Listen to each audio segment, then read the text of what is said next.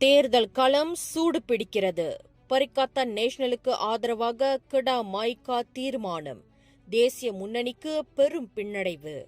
கெடா மாநிலத்தில் அடுத்த பொதுத் தேர்தலில் பரிக்காத்தன் நேஷனலுடன் இணைந்து பணியாற்ற வேண்டும் என மாய்கா எடுத்த திடீர் தீர்மானம் தேசிய அரசியலில் பெரும் பரபரப்பை ஏற்படுத்தியுள்ளது.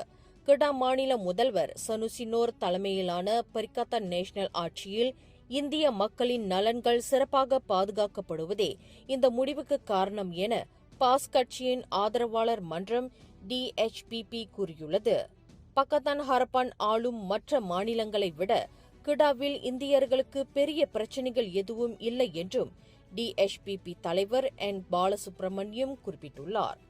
மாய்காவின் இந்த விருப்பத்தை தாங்கள் வரவேற்பதாகவும் மாய்காவுடன் இணைந்து பணியாற்ற தயாராக இருப்பதாகவும் அவர் தெரிவித்துள்ளார்.